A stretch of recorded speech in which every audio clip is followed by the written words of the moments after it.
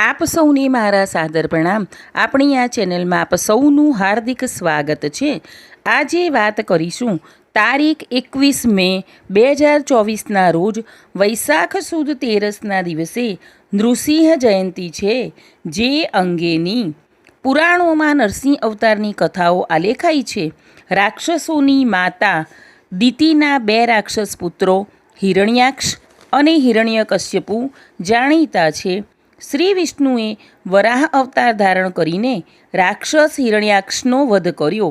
તેથી વેર વાળવા એના ભાઈ હિરણ્યકશ્યપુએ બ્રહ્માજીની કઠોર તપશ્ચર્યા કરી। પ્રસન્ન થયેલા બ્રહ્માજી પાસે તેણે અમરત્વનું વરદાન માગ્યું।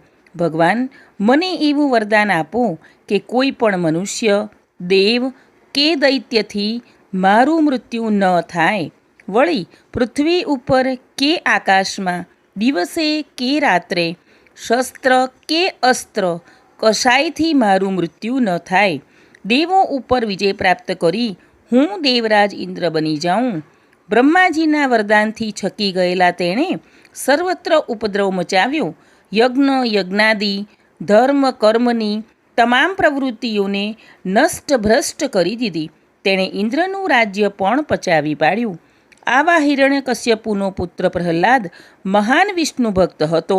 અધર્મી અને દુરાચારી પિતાએ તેને વિષ્ણુ ભક્તિના માર્ગેથી પાછો વાળવા અનેક ત્રાસ આપ્યા, છતાં પુત્રને આંચ આવી નહીં।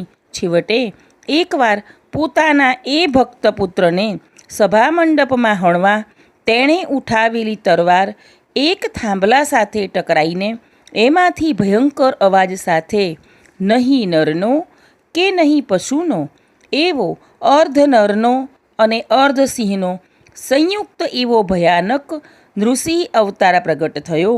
નરસિંહે હિરણ્યકશ્યપુને પકડીને ખોળામાં બેસાડીને પોતાના વજ્ર જેવા નખથી અને તીક્ષ્ણ દંતથી તેને છેદી નાખ્યો।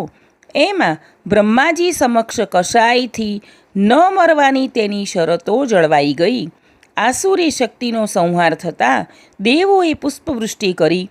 ભક્ત પ્રહલાદે ભગવાન ઋષિની હૃદયદ્રાવક સ્તુતિ કરી ઇન્દ્રને રાજ્ય પાછું આપ્યું। કપરી પરિસ્થિતિમાં ભક્તનું ભગવાન હંમેશા રક્ષણ કરે છે। નરસિંહ અવતારના આખ્યાનમાંથી અનેક બોધ મળે છે।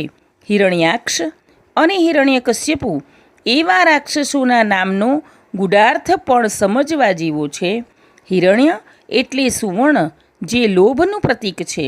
હિરણ્યાક્ષ એટલે જેની આંખમાં માત્ર સોનાની લાલચ જ ભમ્યા કરે છે તે। હિરણ્યકશ્યપુ એટલે જે સોનાના પલંગ ઉપર આળોટે છે તે। આવી લોભવૃત્તિનું દમન કરવા ભગવાન વિષ્ણુને બે અવતાર ધારણ કરવા પડ્યા, વરાહ અને નરસિંહ। ભગવદ્ ગીતાનું પણ કથન છે કે નરકના 3 દ્વાર છે, કામ, ક્રોધ અને લોભ। આ ત્રણેય દુર્ગુણ આ બંને રાક્ષસોમાં હોવાથી તેમનો વિષ્ણુએ સંહાર કર્યો। વળી સિંહ તો પશુઓનો રાજા છે, તે શક્તિ અને શૂરવીરતાનું વિકરાળ સ્વરૂપ છે।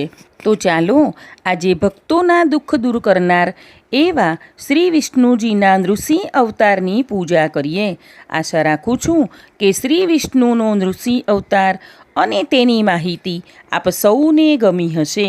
મને સાંભળવા બદલ તમામ સબસ્ક્રાઈબર્સ, લાઈક કરનાર અને માહિતીને શેર કરનારનો ખૂબ ખૂબ આભાર।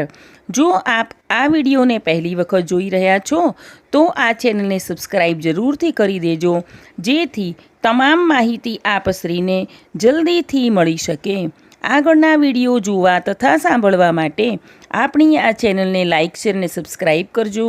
આપ સૌ હંમેશા ખુશ રહો તેવી પ્રભુ પાસે પ્રાર્થના।